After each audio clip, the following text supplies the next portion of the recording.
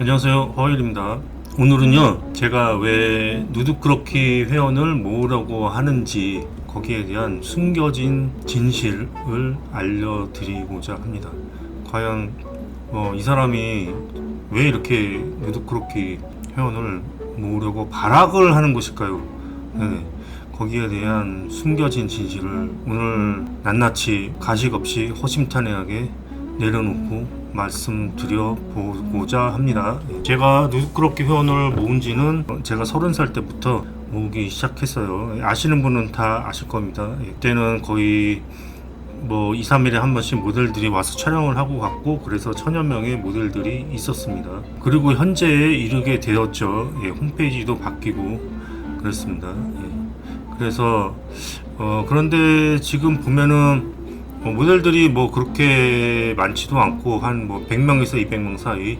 네, 그리고 지금 누드크로키 수업을 계속 하고 있기는 한데 한두 명 지금 이렇게 이 정도로 나오고 있잖아요. 네, 그래서 도대체 저걸로 이 양반은 얼마나 버는 걸까? 이 누드 모델 한 명만 있어도 떼돈 벌 것 같은데, 옷만 벗으면 돈을 버는 거 아닙니까? 와, 그러면은 이거 완전 개꿀이겠는데? 옷만 벗으면 몇천만 원 확 벌 수 있는 건데? 와, 이거 가지고 얼마나 착복을 하는 거야? 이렇게 별의별 상상을 다 하시는 분들이 아마 있을 거예요. 그런 생각도 할 수가 있고, 그렇습니다. 그런데, 그래서 어쩌면은, 경계심을 가지고 있으신 분도 있을 거예요. 저에 대한 경계심이 많다는 것을 제가 느끼는 건 뭐냐면, 이렇게 좀 하기 싫으면 안 하면 그만이잖아요.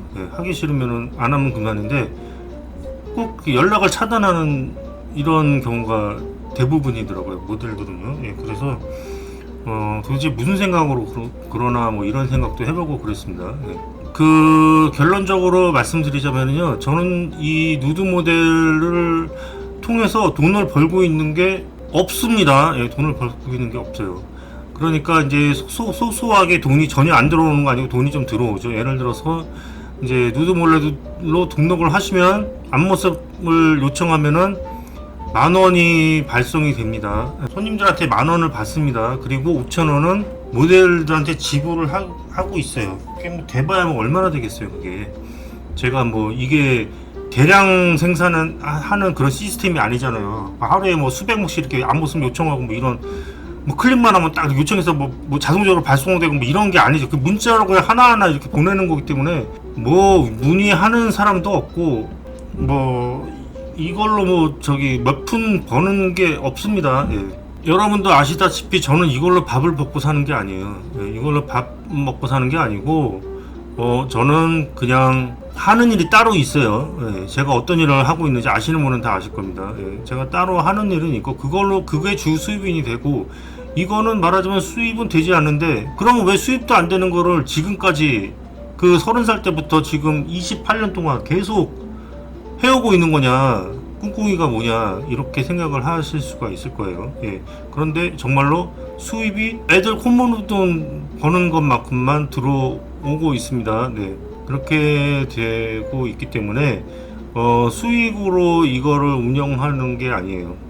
처음에는 을지로에 오피스텔을 하나 빌려서 거기서 운영을 했었고요. 그렇게 하다가 잠깐 접고 다시 시작했을 때가 강동구 고덕동의 작은 빌라를 월세를 내서 거기를 좀 개조해가지고 그렇게 했었습니다. 그렇게 하다가 강남으로 한번 가보면 좀 더 메리트가 있지 않겠는가 이렇게 생각을 해서 강남으로 한번 가봤는데 크게 다른 거는 못 느꼈어요. 달라지는 거는 크게 못 느꼈고 그랬습니다. 그래서 결국은 이 장안동으로 오게 되었거든요. 그런데 원래는 이제 제가 강남이란 동네를 별로 좋아하지는 않았어요, 왠지.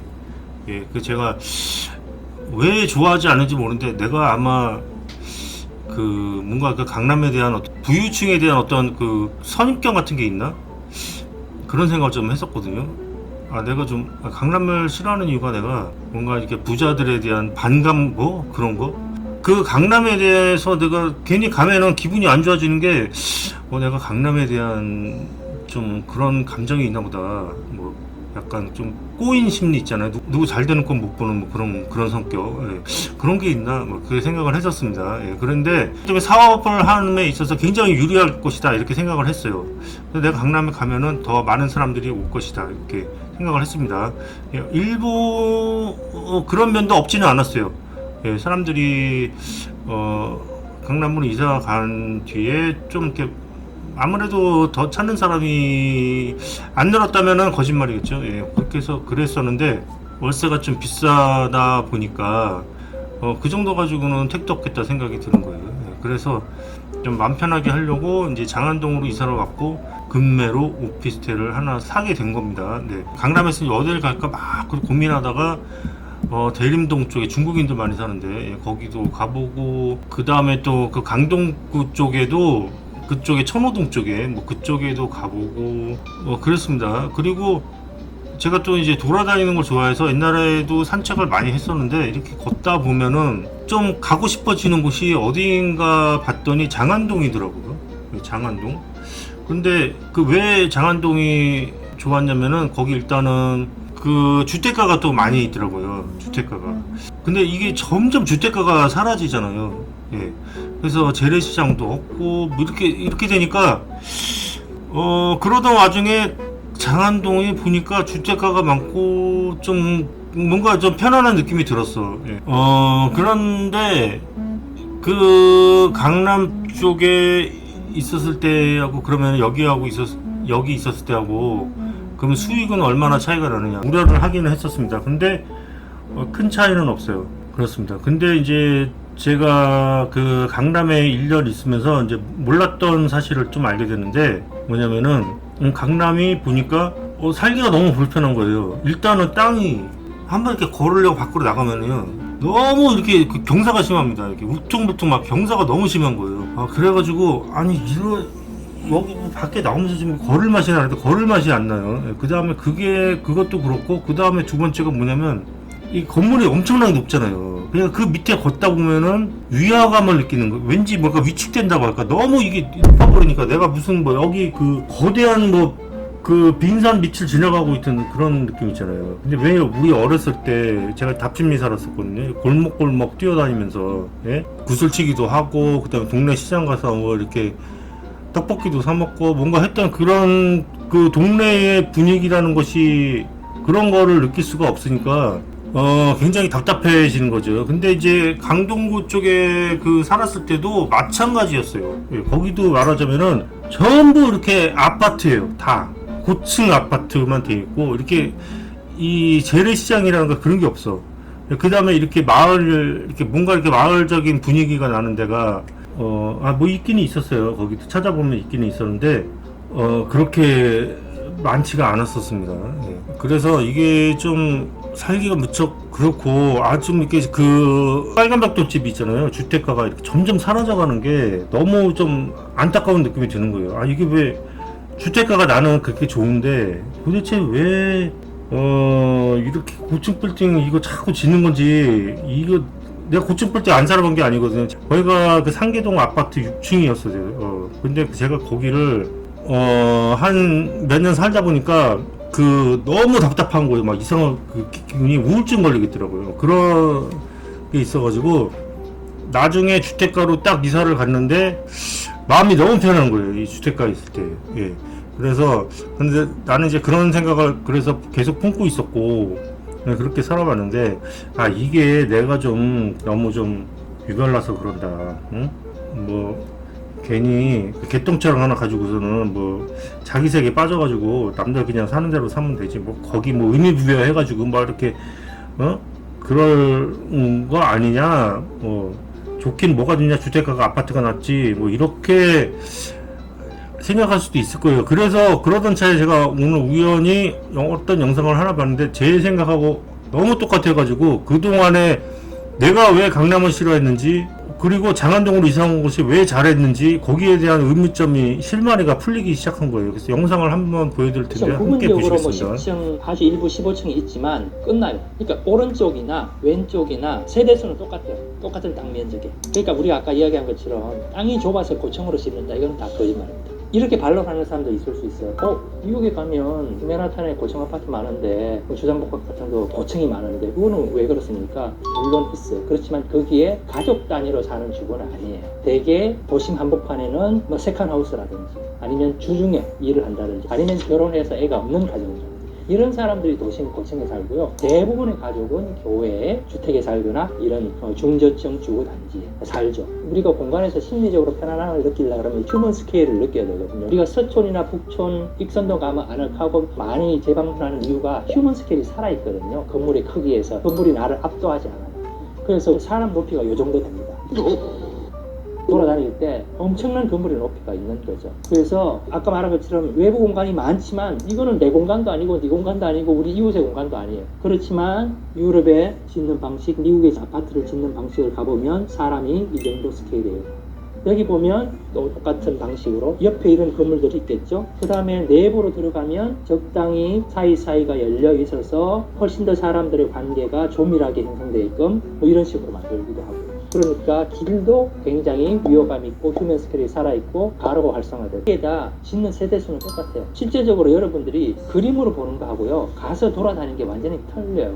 지금 보면 좀 알아서 답답하지 않을까 그렇게 느끼는데 제가 좀 과장해서 말하면 서촌이나 북촌을 돌아다니는 것처럼 굉장히 아늑함을 느껴요. 우리 동네 같네? 그런 거를 바로 느낄 수가 있어요. 우리나라는 지하주차장에서 주차하고 엘리베이터 타고 자기 집으로 가요. 그리고 사람을 만날 기회가 별로 없어. 우리나라 같은 경우는 엘리베이터가 과거의 골목길이에요. 그러니까 과거의 골목길에서 일어나는 이웃들과의 관계 형성 이런 것들이 다 사라졌죠. 비교해보면 이 사이사이에 사람들이 나와서 어린이들이 나와서 놀고 중정이 만들어지고 훨씬 더 안전하죠. 심리적으로 편안함을 느낀다는 것은 이 아파트의 단순한 물리적인 모양이 아니고 결국 사람들의 관계, 어떤 사회가 만들어지는지 이런 거에 물리적인 게 영향을 미치거든요. 그렇기 때문에 건폐율과 용적률의 관계를 어떻게 만들어가는가가 굉장히 중요하죠. 고층이 건강이나 정서에 안 좋은 연구가 있다 이런 것도 말씀하시죠.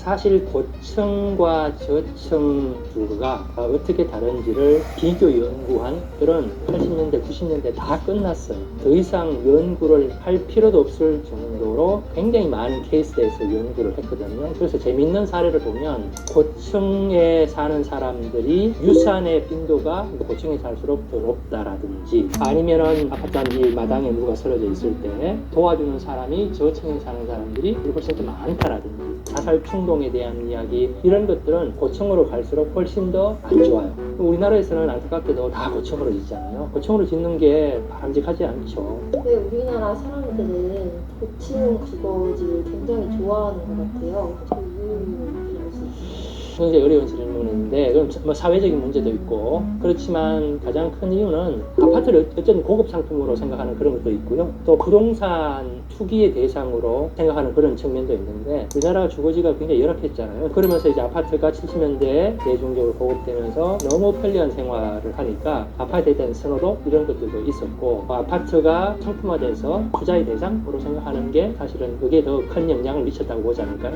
그러면은 지금 고층이 많은데 풍요를 낮추는 방법이 있기는 할까요? 결국 사람들이 사회를 이루면서 행복하게 살려고 하는 건데 거기에서 점점 멀어지는 방향으로 우리나라 사회가 가고 있잖아요. 내가 사는 도시 굉장히 중요한 가치가 돼야 되는데 아직까지 우리나라는 거기에 큰 가치를 두고 있지 않은 것 같아요. 그 중요성을 인지는 하고 있지만 그것보다는 내 집값이 얼마 올랐어. 이 다음엔 또 어디로 이사 가야지. 뭐 이를테면 이런 투자의 대상으로 보는 시각이 여전히 있는 거고요. 유럽 같은 경우는 70년대, 90년대 걸쳐서 우리처럼 고층 아파트를 지었습니다. 초기에는. 이 고층 아파트를 폭파시키고 똑같은 세대수를 중저층으로 짓기 시작해요. 그렇게 하는 이유가 그런 사회적인 관계, 이웃들 간의 관계, 사람들 간의 행복감을 더 높이고 이런 연구들이 많거든요. 그런 중요성에 대해서 인지하고 있고 그런 것들이 이제 점점 알려지고 관심을 기울이고 하다 보면 어느 단계에는 우리나라도 그렇게 반드시 바뀌리라고 확신합니다. 자, 어떻게 보셨습니까? 지금까지 제가 횡설수설한 것들하고 왠지 뭔가 깨맞춰지는 게 있죠. 예.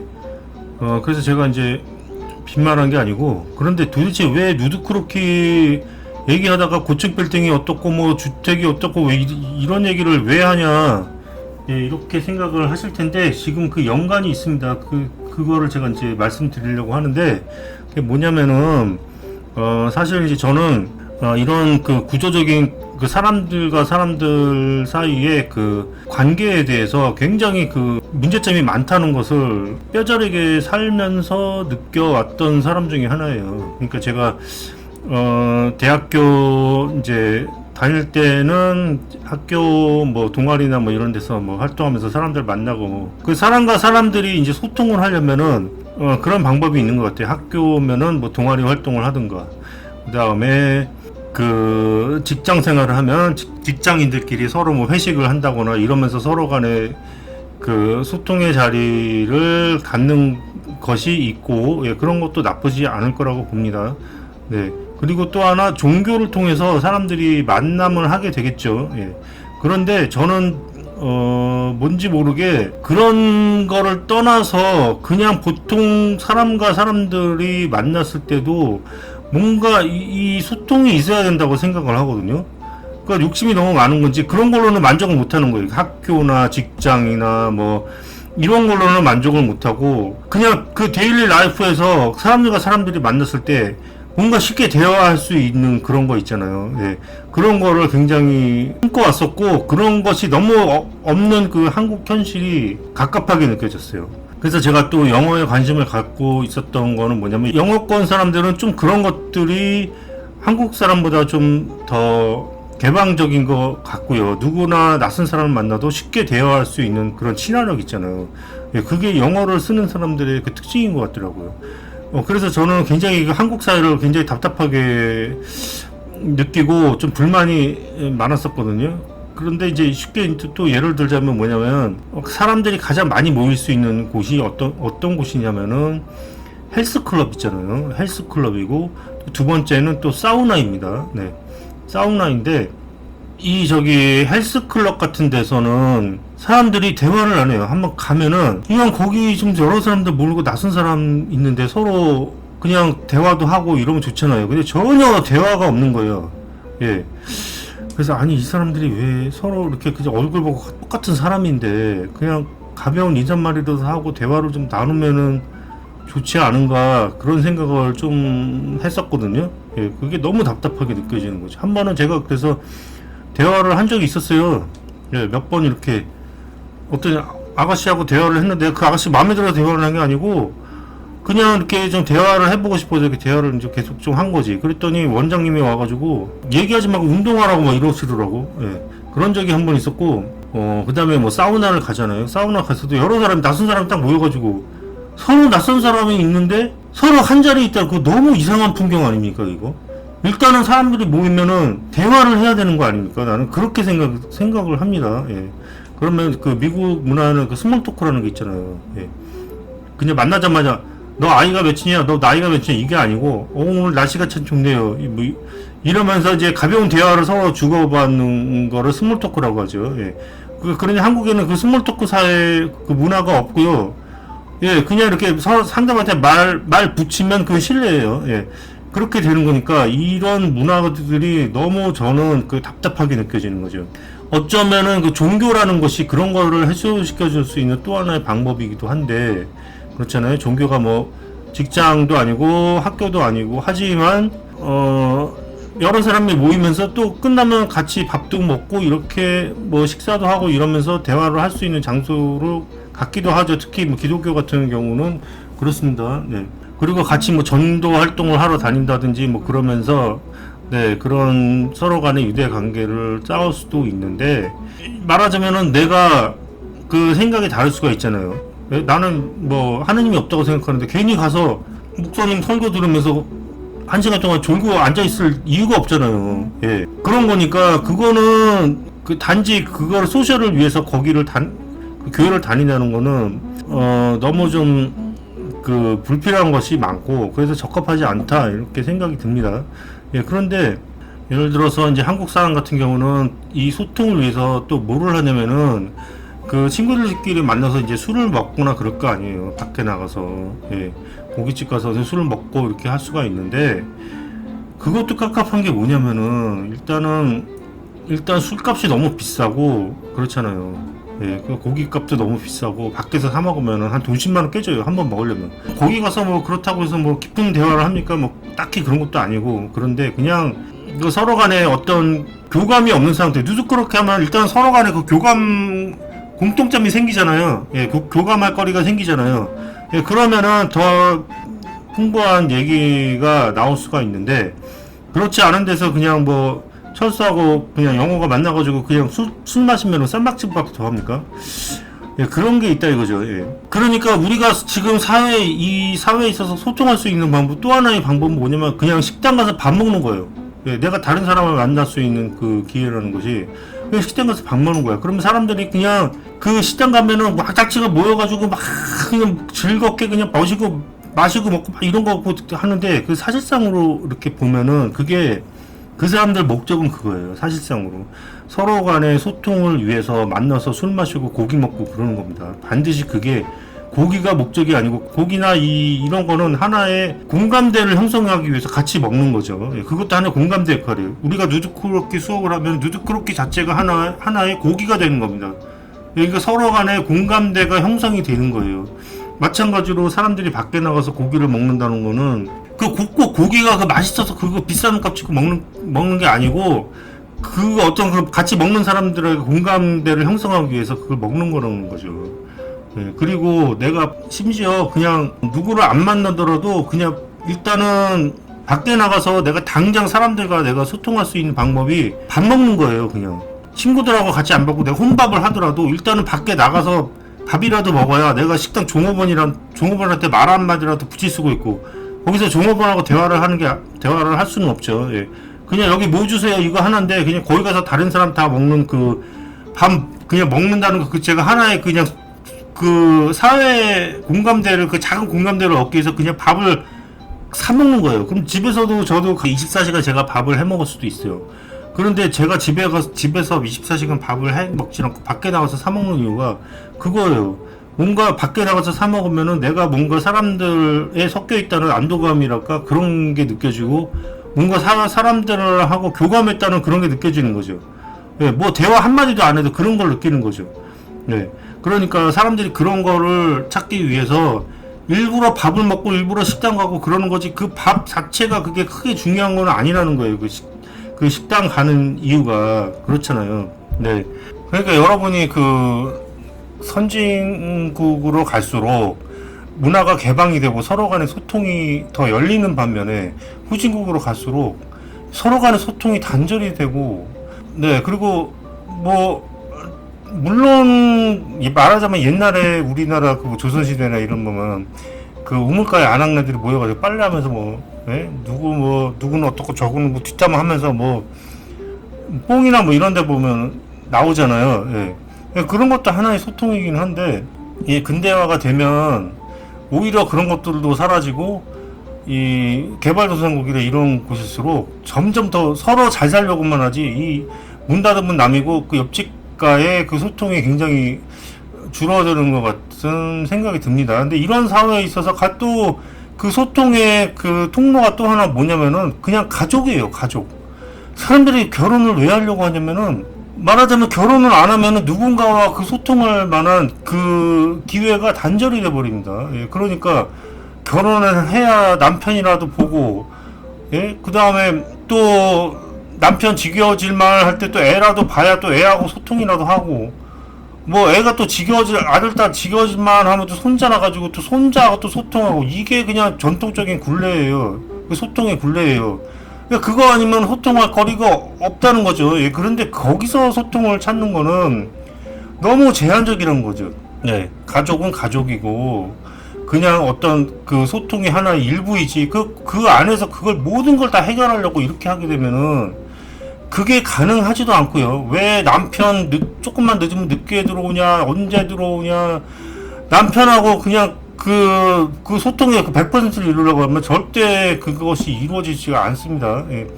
남편도 밖에 나가서 소통을 해야 돼요. 그게 정상적인 거예요. 밖에 나가서 술 먹고 늦게 들어오는 거 정상적인 겁니다. 근데 당신 사회생활 하지 마, 나하고만 소통해라, 이거는 본인한테도 힘든 일이고 남편한테도 힘든 일이고, 어차피 그 안에서의 모든 걸 찾으려고 하면은 안 돼. 가족은 소통의 한 방편이지 절대로 그것이 전부를 이루어주지 못합니다. 여러분이 술집 가가지고 진상 부리는 손님들 있죠. 네. 술집은 그냥 술집에서 술 먹는 걸 그 작은 거 그거 하나 가지고 소통을 끝내야 돼요. 그냥 내가 거기서 다른 사람 여러 사람 있는 데서 술 먹는 걸로 소통을 끝내야 돼요. 근데 그걸 거기서 술 먹고 진상 부리고 누구 나와 저거 나와 이런 사람들 있잖아요.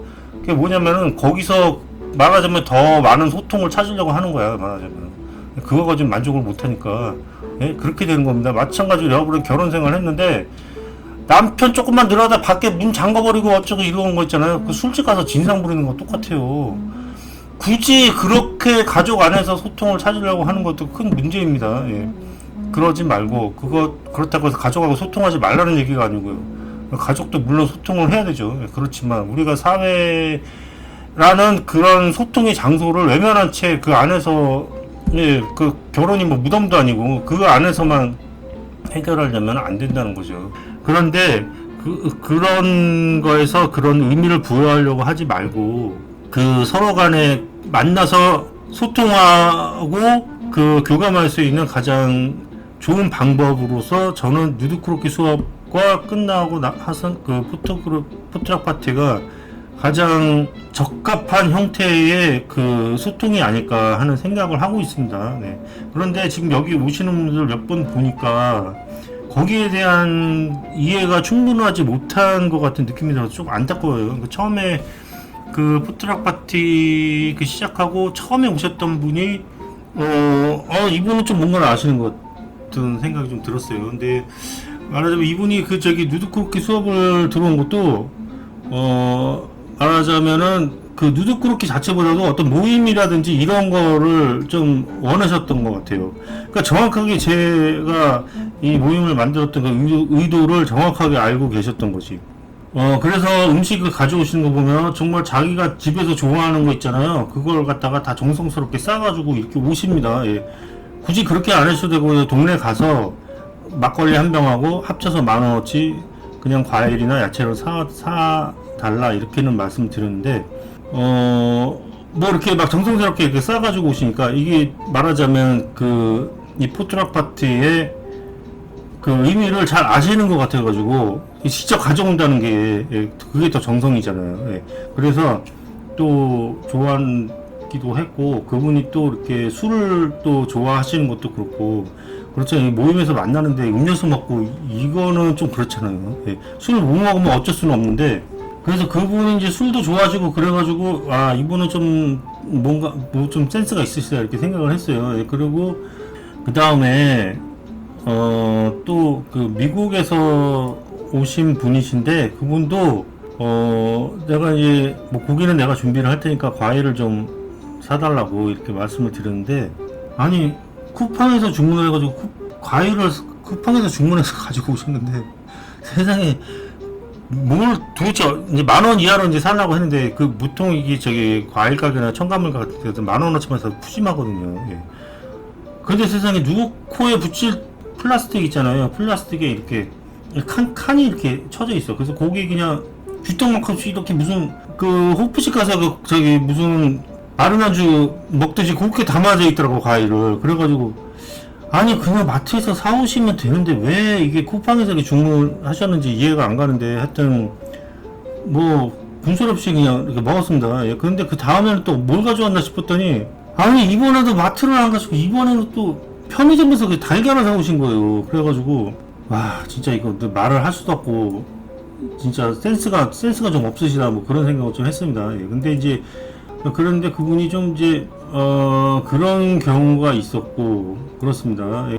그래서 이제 술도 한 잔 마시고 뭐 그렇게 하는 거죠. 예, 그래서 나는 이것이 이제 서로 간의 그 소통을 위한 가장 이상적인 방법이 아닌가 그런 생각을 하게 됩니다. 그렇잖아요. 이렇게 물론 어떤 그룹을 통해서 만날 수도 있어요. 내가 말하자면 내가 뭐 주민에 관해서 뭐 돈 20,000원만 내면은 뭐 중국어든 일본어든 뭐 다 거기서 수업을 들을 수가 있죠. 예, 그 다음에 또 끝나면 밥도 잠깐 먹으러 가고 이렇게 하면서 서로 대화하거나 뭐 소통하거나 그렇게 할 수는 있습니다. 예, 그렇게 할 수는 있는데 그것도 마찬가지로 종교와 마찬가지로 내가 원치 않는데 일부러 그것 때문에 이렇게 하는 것도 좀 그렇고 네, 그렇잖아요. 그 다음에 일단은 그 교육이라는 전제 안에서 있는 거고, 그 서로 간의 그 소통은 이제 약간 이제 뒷전이라고 볼 수가 있는 거죠. 예.